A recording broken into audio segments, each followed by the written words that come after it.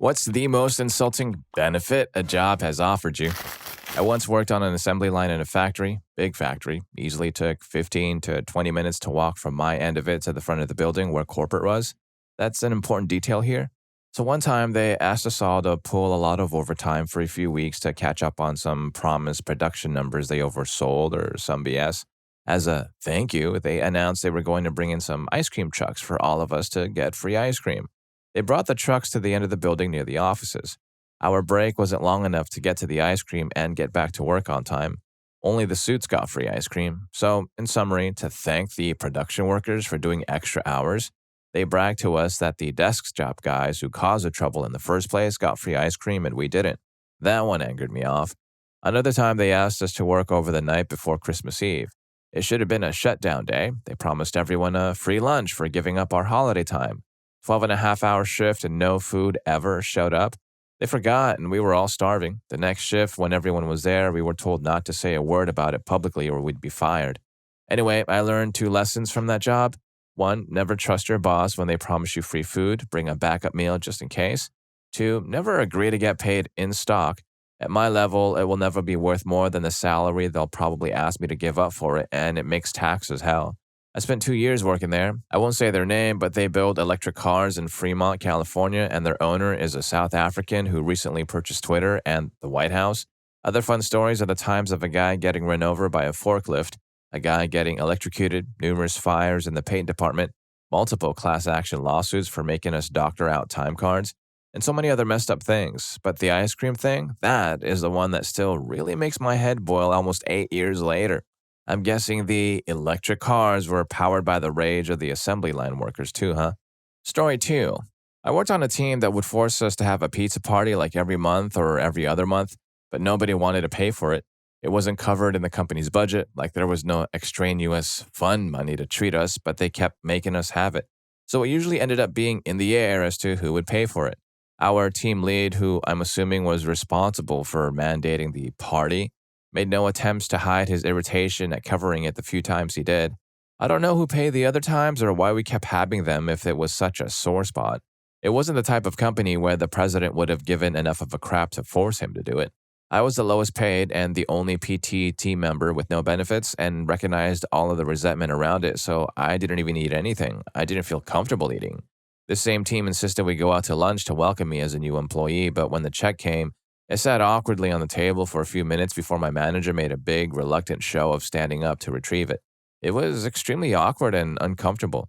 I have no clue why employers force these things if there isn't, quote, team-building fund money allotted in the budget. It just makes managers and directors resentful and the atmosphere strained, so nobody has any fun. Story 3. I worked at a company with an arcade room, ping pong tables, free snacks, gym, steam room, finished sauna, and a free soda pop. However, you could use these at any time, but there were accountants that would walk around and ask if you hit your production commitment that day. If you didn't, they would tell your boss and you'd go back to your desk to finish. The thing is, your commitment was almost impossible to hit by 5 p.m., so no one ever had the ability to use any of the benefits. The free snacks and pop weren't free and could only be bought with quality points, which were points given for passing an audit or given from your boss. Audits only happen once a month, and my boss handed them out once a year, and each snack or pop cost like 5 quality points. Lastly, you could lose quality points from a bad audit or literally anything. There was a schmuck that we worked with who would get angry if anyone used those points, as she never got any, or was able to use any benefits and would tell on us for random made-up crap. She did it to one girl, and that girl harmed her and obviously got fired. Same girl told HR about a guy with 3 kids who was the top guy in the company and would finish early and ahead of everyone. Super nice dad and an overall great guy. She told them that he was mistreating her and he got fired. This guy left the building and took a baseball bat to her car, cut the doors off with a grinder, used the grinder on the interior, and poured syrup in her gas tank. When I got a new job and put my 2 weeks in, I just clocked in and went straight to the arcade and played games. An accountant came by and told me I had to go finish. I told him no and just to fire me. He was angry, and then more people joined me, and soon 25% of the company was using the benefits and not going back to work. They couldn't fire that many people. So what happened for the last 2 weeks until I left? They tried to threaten me and another guy with security, but I'm an abnormally large human, and the other guy was 6'10", just a massive guy. And when security came, he just said, "No, come back with more people, you'll need it." LOL. They didn't come back until the end of the day on my last day. Last I heard, they had a mass exodus 3 months later and had to let people use the benefits or they were leaving. And a good 40% left in 2 weeks. Story 4. My wife and I went on vacation to Maine a few months back. We're hook foodies, so she booked us a splurge excursion at one of those fancy restaurants that had optional seating at the chef's counter. Not my thing personally, but she loves that kind of crap and was super excited about it. Seating is at 8 p.m. We show up at 7:45 and are told to wait. At 8 o'clock, we're told that it's running a bit late. At 8:20, we're told the people at the counter for the last seating have all been given their bill and it should be any minute. At 8:45, we're told that everyone has paid and it should be just a few more minutes. At 9:15, my wife is ready to leave, but I also know that we're not getting decent food anywhere else and she gets very hungry. So I convince her to wait a little longer. Yes, at this point, we have spoken to them multiple times. At 9:30, we're offered a regular table if we'd like it. We're annoyed at this point, but I'm also really freaking hungry and just want to eat. At 9:45, we've already put in drink orders, our full menu order, and are in the middle of eating when they ask us if we'd like to go to the counter and start the experience over with the other counter guests. We declined. A few things angered me off about that night, but the thing that made me mad the most, we both ordered 3 rounds of fancy drinks and a full Prix Fix menu. It was not a cheap night by any means, right at that perfect price point for fancy food before the portions get ridiculously small and stupid. At the very least, offer to cop my first round of drinks and, frickin' apologize. Story 5. When I worked at a local mental health facility, they had a crazy high turnover issue across the board, but particularly with clinical staff. One of their solutions for the morale issue was to throw an employee appreciation fair. Free food, games, music, the works. The first problem was they expected the support staff to set up and man everything, maintenance constructing the booths, IT setting up and managing the sound system, kitchen staff doing all the cooking. So not only did I was IT, not get to enjoy the event, we ended up a full day behind on our normal tasks as well. The other problem, the big problem though, was that any of the staff that interacted with patients, particularly the clinical staff they were having trouble retaining, couldn't cancel those appointments to attend. So the event just ended up being administrative staff in the office pool having a big party for themselves, while the rest of us either served them or heard the festivities coming from outside, while they were stuck inside doing actual work. As you may imagine, it did not have the intended effect, but the C-suite liked it so much it became an annual event. Alright, so the solution to employee burnout was to burn out the employees who weren't already burned out? Smart. Story 6. I work in film and TV, and it's usually pretty typical at the end of a show for the production to buy crew gifts. These can range from pretty standard, like t-shirts or coffee cups, to expensive and thoughtful, like embroidered jackets. I worked on an awful Netflix show that, about 2 months before we wrapped, sent a big email out to the entire crew to get sizing for crew jackets. Multiple emails from the production coordinator talking about how great the jackets were, embroidered, Carhartt insulated work jackets, all the stops pulled. When the jackets arrived 3 days before the end of the show, we didn't even know, because they didn't get jackets for the whole crew, only about a third of the crew, and they were left boxed on a pallet in the loading bay of the studio, and then the only people informed, the office crew, took them all before anybody on the production crew was even notified. Now, I know regular crew gifts are basically unheard of outside of my industry, so I'm not going to complain if I don't get anything because it's a nice perk, not something guaranteed by my deal memo or anything. But it's just insulting to promise something that you then don't actually follow through on, especially with that show being the nightmare that it was. Bad managers ruin everything everywhere. Story 7. A few years ago, I interviewed with a nonprofit, and when asked my salary expectation, I said about a $10K raise from where I was at the time, which was also within their listed range, so I thought it was reasonable. I was working for the state at the time, and since salaries are open, the hiring manager was able to find out what I make. She offered me a salary $1K more than what I was making, and on top of that, I'd lose the state pension and have to pay for healthcare out of pocket. She told me in our last meeting that she knew how much I made, and I should just be grateful for getting a raise at all. In the same time frame, I got a 30% pay cut. Everyone did across the board. I interviewed with another company who I'd done projects with prior and knew pretty well. The manager offered me exactly what I'd been making before the cut. I told him about it in confidence because I knew and trusted him. He told me, with the pay cut, this should feel like a raise. I've happily been with another company that made me a great offer and has consistently shown up with great raises and promotions for 3 years. Story 8. It wasn't the benefit itself, it was how it was presented. I worked for a company that repaired and sold out used electronics equipment. I was one of the guys in the warehouse sorting, wrapping, and even sometimes helping repair the equipment. Our CEO was almost never there. When he was, he'd roll up in his massive pickup and act like he was everyone's best friend. None of us liked him. Anyway, one Christmas, he announced early that he had a special surprise for all of us in the warehouse, that we'd all be getting a Christmas bonus. Christmas Eve, he shows up, and as everyone gather around, he then makes a speech about how valuable we all are, then makes a massive show of opening his wallet and giving each of us $100 from it. The whole time, he had this self-satisfied smile on his face like he was some sort of super benevolent ruler giving bread to the peasants. I was happy enough for the money, but the situation had such a schmuck quality to it. Story 9. HR for a new job messed up my hire and benefits eligibility dates and were refusing to fix it, saying that it was locked into the system and uneditable. After much back and forth and me digging my heels in, they smugly called me with an offer. They would give me the first portion of my signing bonus early, a signing bonus that I was already getting, but instead of waiting for 90 days for their first installment, they would pay it immediately. I still had to wait for the rest of the installments on the regular schedule, over 2 years. They literally tried to bribe me with my own money. I told them that wasn't necessary, as if I left, I would have to repay it and it wouldn't fix the issue I wanted to stay. 2 days later, it was magically fixed and the bonus bribe was rescinded. I'm still there for now, but it doesn't feel like a long-term position at all. I should get my first bonus check soon, though, lol. Story 10. I remember I worked for this business years ago that sent out an all-staff email about how they were going to have this big picnic to celebrate our hard work in the summer. I'd worked there on a contract basis, but had been there for 3 years, and they kept extending our contracts, and we had the understanding that our positions would likely become permanent. Then a few weeks later, they sent another email about how the picnic email was sent in error and was only supposed to go to permanent full-time employees, and us people on contracts weren't invited. Considering this applied to about half the staff, there was a bit of outrage over that, and they eventually decided that they would allow everyone to come in the end. But it was just so offensive that you dangled permanent employment over hundreds of people's heads for years, and then had the audacity to try to uninvite them to company events because you refused to hire them on full-time and permanent.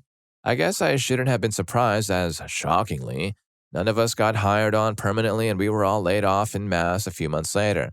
And this was after I'd applied to about a dozen permanent positions they had open where they'd interviewed a bunch of us and then decided not to fill the position with anyone because I guess none of us were qualified enough to do the work we'd already been doing for them for months.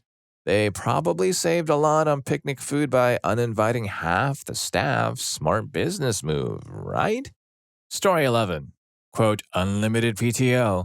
Biggest scam I've ever come across. I was lucky and figured out no one was really counting or checking up on the hours. I was fired for unrelated reasons after about a year. And when I asked for my vacation payout, I was told I used more hours than the vacation pay accounted for, and I wouldn't receive a payout. This is good. It means I won in my mind. Most folks unfortunately fall into one of two categories. 1, if I take time off, I won't meet my metrics and won't be in a good spot come pay raise or possible promotions. We then take nearly no vacation time or PTO time and the company wins. Or 2, I'm new and need to impress, so I won't take time off. This was the IT team I ended up hiring and training. I decided that first holiday season with them all to build a simple calendar/spreadsheet for all staff in the IT tech sector to input their time off requests so we could avoid overlapping too many. This was 100% BS, as I just wanted the newer staff to see the more senior staff taking off like 2 to 3 weeks, who also got to work remote. IT had to be in the office 5 days a week for on-site support and shipping crap, while 99% of the rest of the company was remote. Looking back on all this now, my firing may have been a BS excuse because I was empowering my team to use their vacation and ask for proper raises and benefits and, respect. I was fired because a manager had me unlock a laptop for him to use as his personal laptop, a thing I'd done before, but this time it was someone stealing, so I was an accomplice, and the company could no longer trust me, so fired for doing a regular job task, but someone misused it, so I had to pay for it. Story 12. About a job in the early 2000s, we had a 2-to-1 match on our 403B up to 5%, 10% match. If I put on 3%, they'd put in 6%. If I put in 5%, they'd put in 10%. If I put in 6%, they'd still put in 10%, capped at 10% match. One day, they changed it. They decided to put in 6% for everybody, no matter if you contributed or not, but that was their max. In the meeting to announce this, I suggested in front of hundreds that this was a pay cut for many and not the benefit they painted it out to be, yet they insisted it was better. I said, no, it's not. I currently put in 10% and you put in 10% for a total of 20%.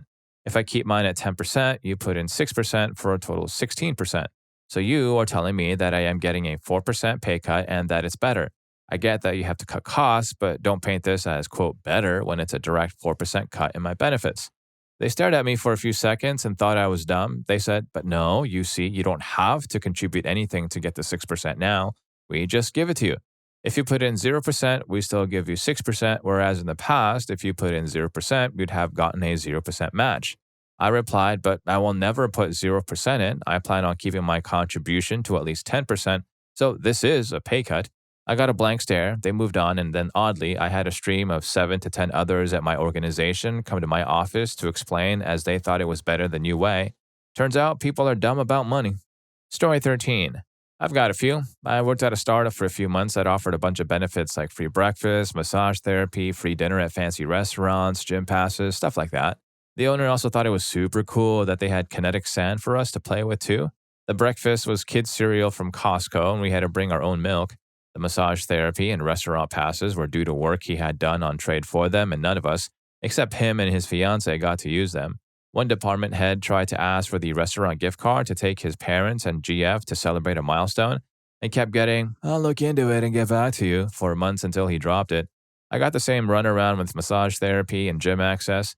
Then one day we were getting something out of the company car and found a huge stack of gym passes in the center console, all of which had either the owner or owner's fiance's names written on them so no one else could use them. That company and several others he started now no longer exist and have tons of negative reviews on how he took their money and never delivered. Another place I worked severely gutted their commission structure for employees. It used to be that you got a flat percentage for every sale, then they gave a minimum goal to even start getting commission. Fine, whatever, that's not uncommon. But then they replaced it entirely with this tiered system where you started at a low percent, but the more you sold, the higher percent you got. Sounds pretty good, right? Lots of potential to make more money. Well, it was now a weekly sales goal to make a bi-weekly goal. For example, your bi-weekly goal was $2,000 and you'd get 10%, but you had to sell $1,000 each week or you get nothing. You could be sick one week and sell nothing, then sell $5,000 the next week, but they wouldn't count that as meeting your goal, so you'd get absolutely nothing. And those higher percentages, you only got, quote, access to them once you had consistently hit your goals for a period of time. Interestingly enough, this didn't go over well with the staff, who would have thought employees who earn tips and have commission would know how to do basic math. Sales started dropping since the staff knew it wasn't worth selling the second week if they hadn't sold enough the first week, so they wouldn't bother. When our new manager went to the owners to discuss this and see how we could change the system back or find a way to offer them true incentives, they gave her candy bars to give as prizes for hitting your sales goals. Same place decided to do trades with some local businesses for gift cards to give to clients.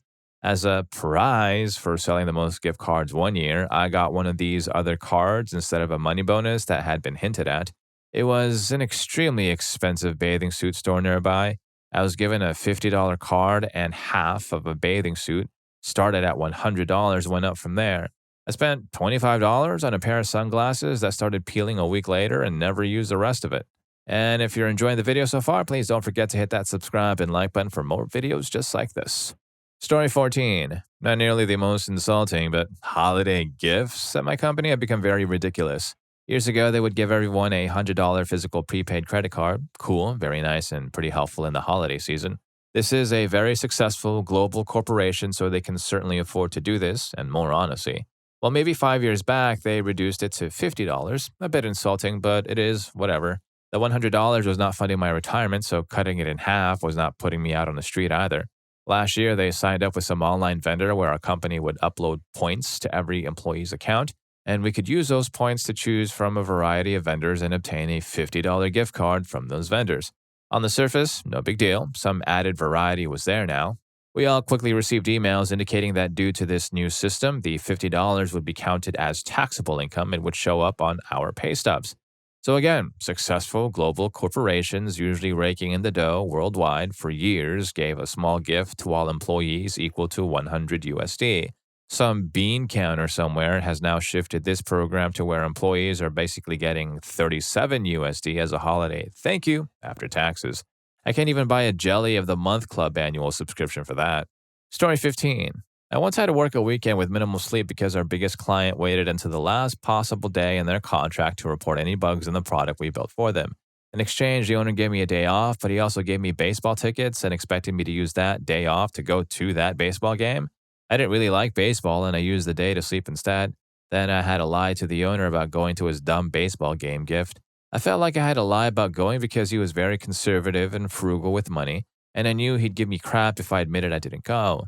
An example of another event that proves I was right: we were at our company Christmas party and a newer employee ordered a second drink while there was still the smallest amount left in the first drink, and for the rest of the night we never heard the end of how drinks cost money, etc.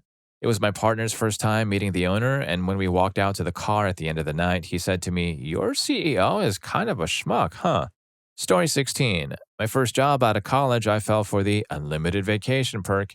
It was late September when I was offered a job, and I had a 2-week-long vacation planned in October with some of my college friends. I made it abundantly clear in all of my interviews about this vacation and that I was willing to start after this vacation was over to make training much easier. Boss insisted that I start ASAP, do my week of training, and then hit the ground running after my vacation. So I take my vacation and ride out the rest of the year. Come January, boss decided no more unlimited vacation and that he was only going to allow us to have 7 vacation days a year. On top of that, he went back and counted all of our vacation days in the previous year against our current time. So in hindsight, I had -3 vacation days for the next 10 months. I quit that job at no notice a short time later for numerous other reasons as well. Story 17. During 2020, my school district offered expanded employee access program, EAP mental health services, and self-care professional development training. Sounds like a great idea, right? Unfortunately, there was a long waiting list for counseling, months, and it was all virtual. The PD sessions were always after school, again on Zoom. This was the year they gave parents in my district a choice of in-person or virtual learning, so we were simultaneously teaching 10 to 12 kids in the classroom and another 20 over Zoom.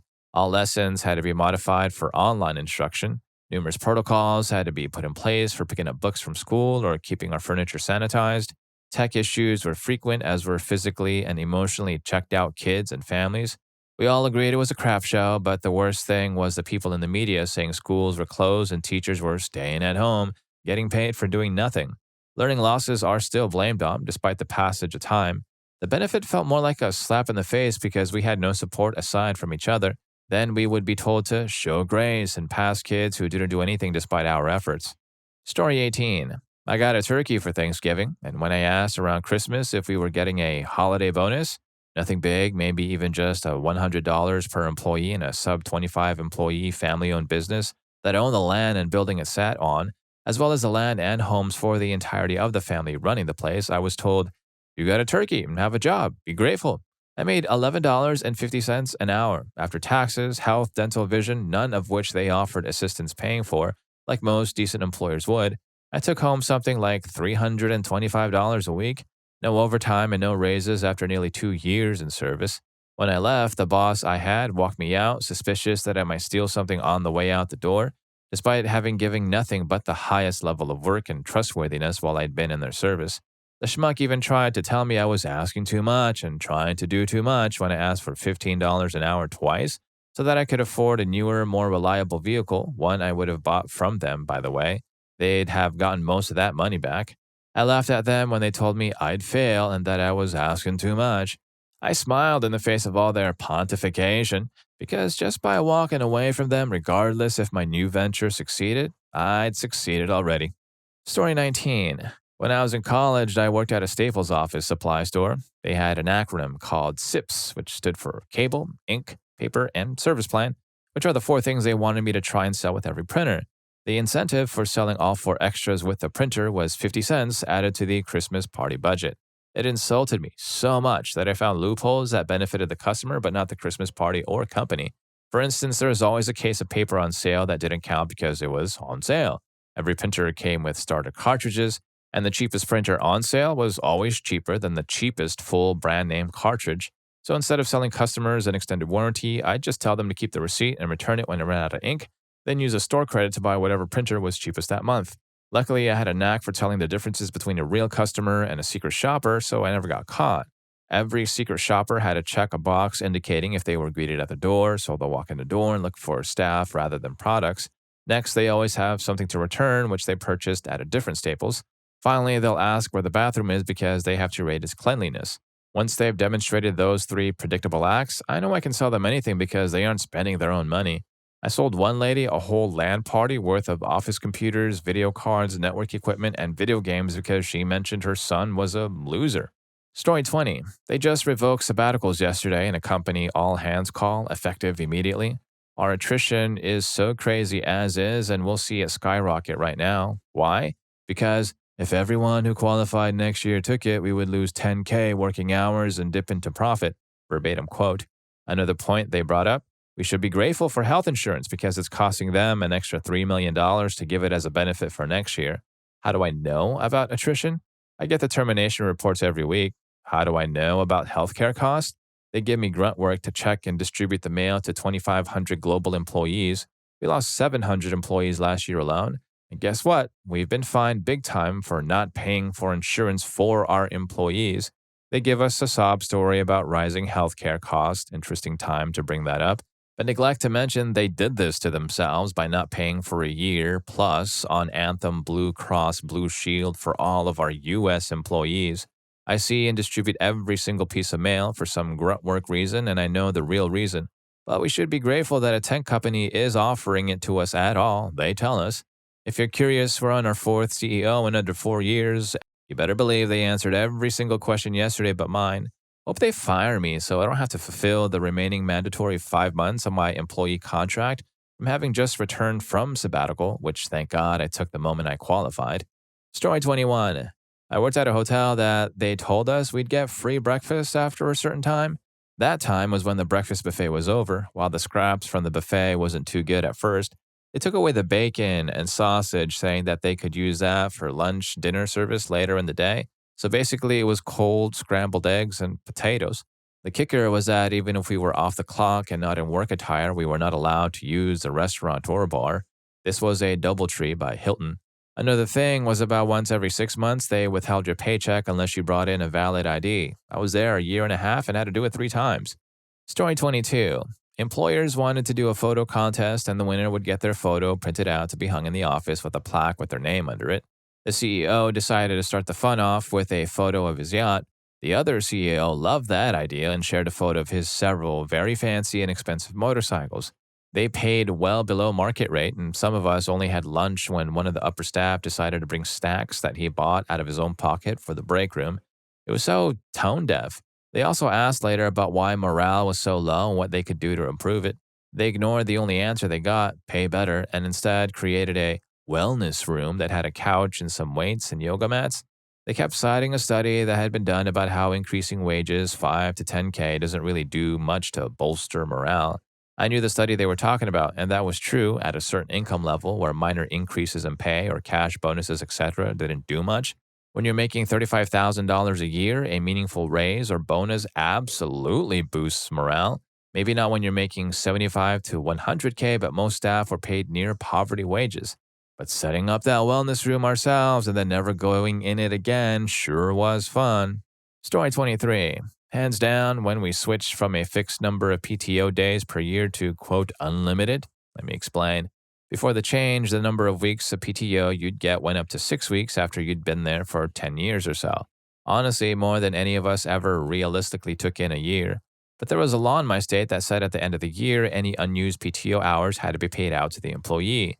So you use a normalish amount of PTO during the year, but then could count on an extra little bonus for unused PTO. Then they changed to unlimited PTO, meaning so long as you got approval from your manager, you could take as much as you want.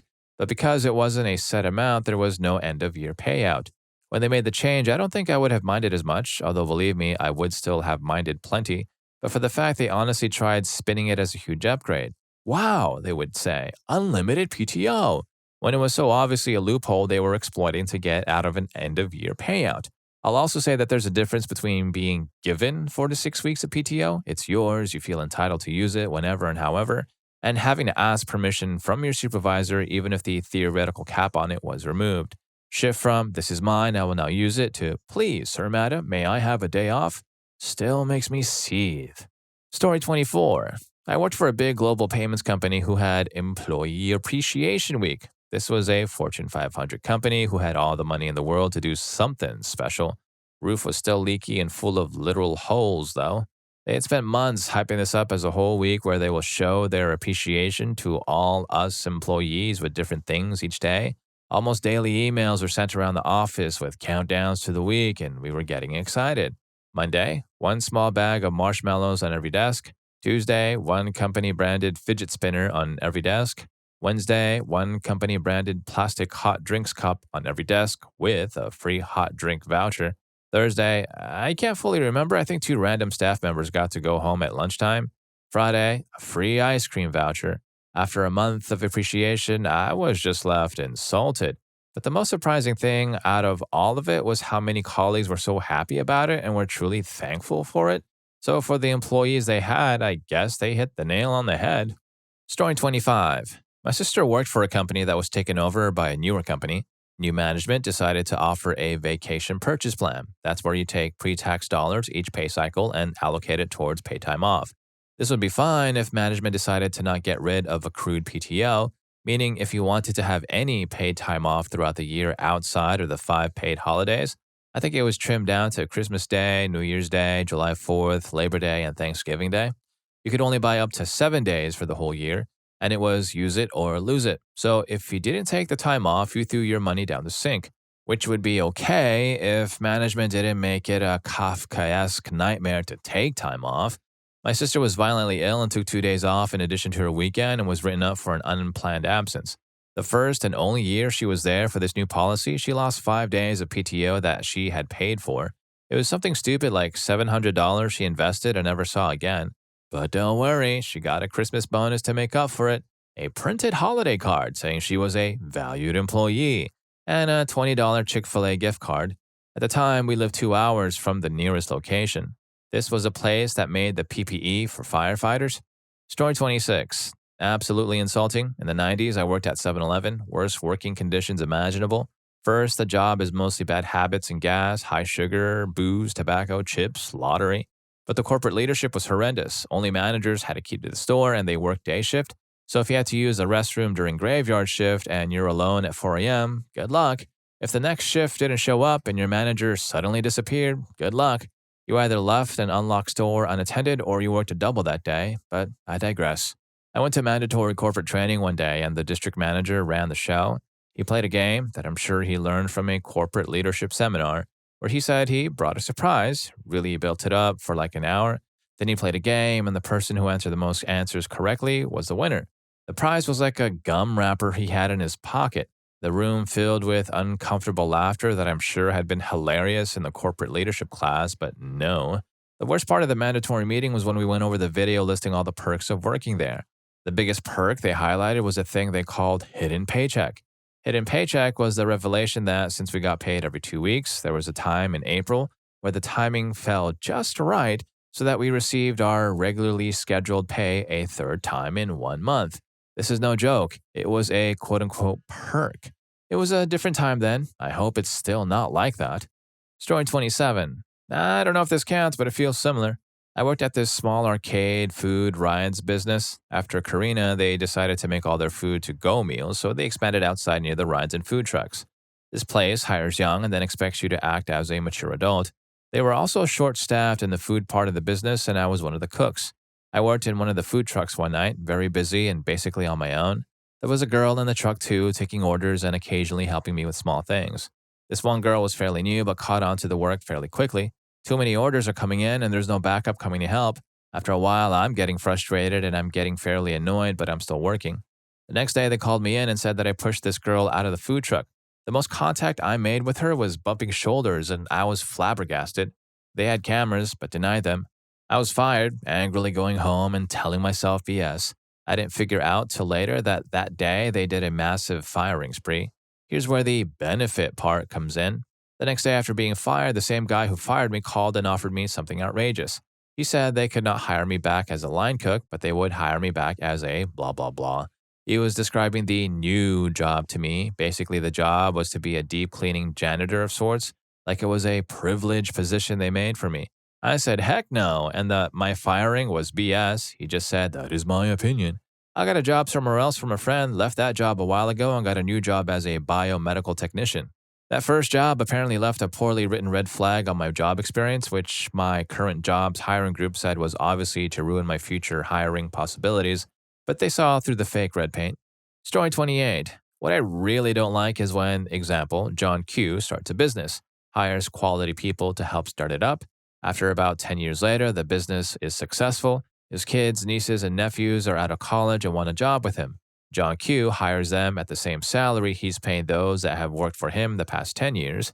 John Q starts hiring more employees at a, quote, starting salary, much lower than even the 10-year associates were making the previous 10 years, but hey, these kids need a job. A few of these new employees are exceptional and have helped the company grow in ways that only these few employees mastered. John Q rewards them with a 1% raise, while the family is teaming in the benefits and raises of those employees. I know people will say, well, go look for another job. Well, after several years of this BS, the employees found another company that will hire them for what they are truly worth. I'm 60, and I made $48,000 3 years out of college in '87. That was a lot back then, but not so much now. The employee I'm talking about makes $48,000 after 7 years. The employee found a job that recognized their abilities and doubled their salary. Now, John Q will be without his best employee and losing accounts the employee is taking with him. John Q was so indulged in his family employees, he didn't remember to put a do not compete clause when hired. It turned out positive for this employee as she had outstanding reviews and begged for raises, but they said they needed to keep the budget down. Well, good luck, John Q. You're losing business, and it will cost you 3 times what you wouldn't give to get as a raise. And if you like these stories, here's more for you. YouTube thinks you're going to love this. I'll catch you in that video.